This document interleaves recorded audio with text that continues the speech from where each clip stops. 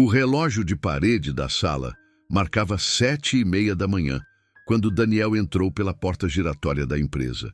Ele carregava, como sempre, a mochila surrada no ombro direito, o copo de café ainda fumegante na mão esquerda e um sorriso tímido no rosto.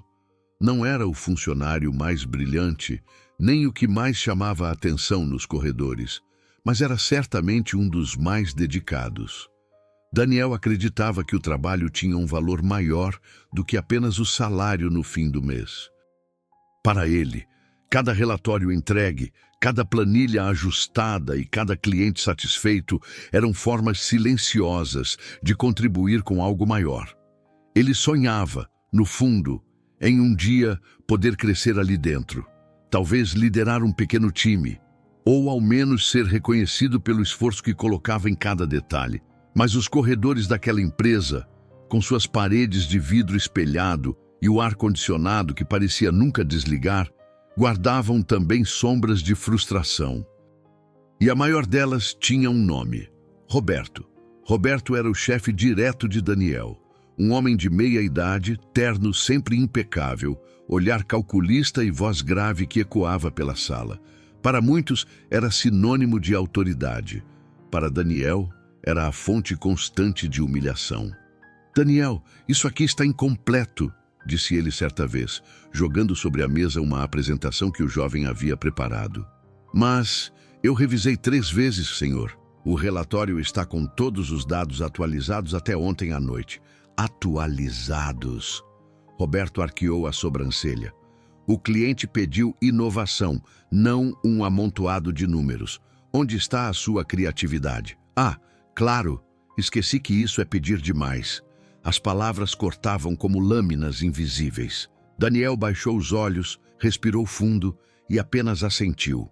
Por dentro, algo gritava, pedindo para ser ouvido. Ele tinha ideias, tinha propostas, tinha soluções que poderiam melhorar processos, economizar custos e até aumentar a satisfação dos clientes. Mas sempre que tentava apresentar algo, Roberto descartava com desdém. "Isso é coisa de iniciante. Esqueça." Com o tempo, a equipe passou a enxergar Daniel da mesma forma que o chefe o tratava, como alguém invisível, descartável. Nos almoços no refeitório, poucos se sentavam ao seu lado. Nos cafés, suas palavras se perdiam entre conversas mais animadas. Ele se sentia cada vez mais isolado. Ainda assim, ele não desistia. Ficava até mais tarde, estudava à noite, acreditando que, de algum modo, o reconhecimento viria. A queda. O dia da demissão chegou sem aviso. Daniel foi chamado à sala de Roberto no meio de uma tarde comum. O coração acelerou. Talvez fosse finalmente reconhecido, talvez alguma promoção ou, ao menos, um elogio. Mas o tom frio do chefe rapidamente dissipou qualquer esperança. "Daniel, vou ser direto. Você não tem futuro nesta empresa. É esforçado, eu admito, mas falta brilho, falta iniciativa verdadeira. Aqui, precisamos de pessoas que tragam resultados extraordinários, não de meros cumpridores de tarefas." O mundo pareceu desabar em segundos. Daniel sentiu as mãos suarem, a garganta secar. "Mas eu sempre entreguei tudo no prazo, senhor. Sempre." "E daí?" interrompeu Roberto, com um sorriso cínico. "Esforço não paga contas. Você pode se orgulhar do seu trabalho, mas para nós isso não basta." A caneta deslizou pelo papel. A assinatura, rápida e firme, decretou o fim de anos de dedicação. Daniel saiu da sala com a mochila pesada e os olhos marejados, mas manteve a postura ereta até atravessar a porta de saída. Só quando a rua fria de São Paulo o envolveu é que deixou as lágrimas escorrerem. Silêncio e reflexão. Os dias seguintes foram de silêncio e incerteza. O apartamento pequeno parecia maior do que nunca. Daniel acordava cedo, como de costume, mas sem destino. Ficava sentado diante do computador, navegando em sites de emprego, enviando currículos que raramente tinham resposta. As contas acumulavam sobre a mesa da sala. O aluguel, A internet, a luz, tudo parecia pesar ainda mais com o vazio da rejeição. À noite, deitava-se e revivia cada frase de Roberto. Você não tem futuro nesta empresa. Essa sentença ecoava como um martelo. Mas, em meio à dor, uma pergunta começou a nascer. Será que não é exatamente isso? Talvez eu não tenha futuro lá. Mas e fora dali? Essa reflexão foi o ponto de virada. Ele percebeu que sua identidade não podia estar limitada a um crachá. Os primeiros passos. Foi quando começou a escrever. No LinkedIn, Daniel postava pequenos textos sobre resiliência, dedicação, aprendizado com fracassos. Não eram textos técnicos, mas humanos. Ele escrevia como quem desabafa, mas sempre terminava com uma mensagem positiva. O inesperado aconteceu. As pessoas começaram a responder. Comentários como: precisava ler isso hoje. Você descreveu exatamente o que sinto. Enchiam sua caixa de notificações. Pela primeira vez, suas palavras não eram ignoradas. Um dia, recebeu uma mensagem de Marina, uma coach de carreira que acompanhava seus textos. Daniel, suas palavras têm força. Já pensou em compartilhar sua história pessoalmente, em palestras? Ele riu, tímido. Palestras? Eu? Mal conseguia falar nas reuniões da empresa. Justamente por isso, sua vulnerabilidade é real, e é isso que conecta as pessoas. A ideia parecia absurda, mas ficou martelando. Daniel decidiu tentar. O crescimento, seu primeiro convite, foi em uma escola técnica de bairro.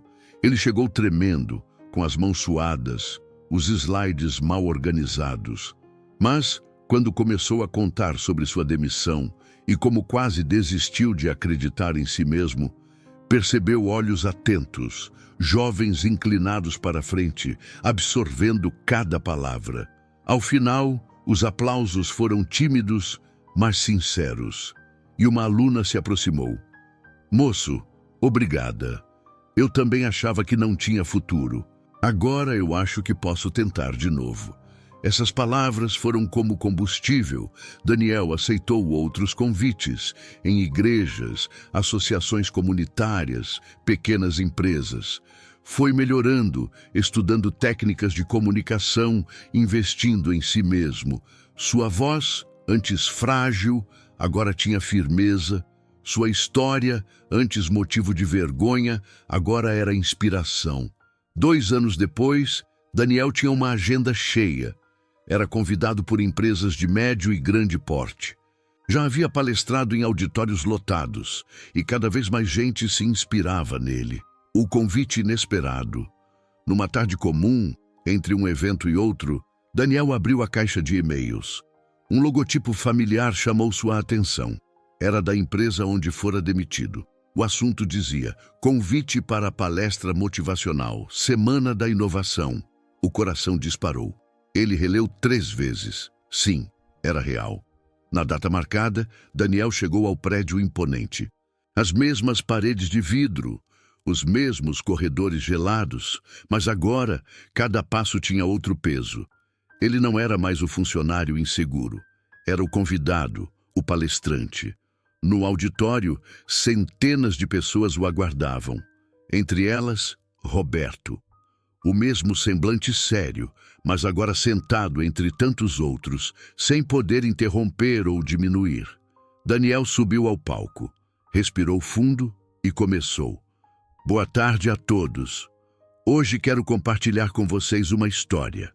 A história de um jovem que foi considerado sem futuro em uma empresa, mas que descobriu que o futuro se constrói com resiliência, fé e dedicação. As palavras fluíram. Ele falou sobre dor, sobre aprender a se levantar, sobre nunca desistir de acreditar no próprio valor. Rosto após rosto, na plateia mostrava emoção. Muitos anotavam, alguns se emocionavam. Ao final, os aplausos vieram de pé. Um som forte que encheu a sala como um rugido de reconhecimento. Entre as palmas, Daniel encontrou o olhar de Roberto. Não havia soberba, apenas silêncio e um aceno contido, quase respeitoso. O desfecho. Naquela noite, em casa, Daniel abriu a janela do quarto. A cidade brilhava em milhares de pontos de luz. Ele sorriu. Não havia mais rancor.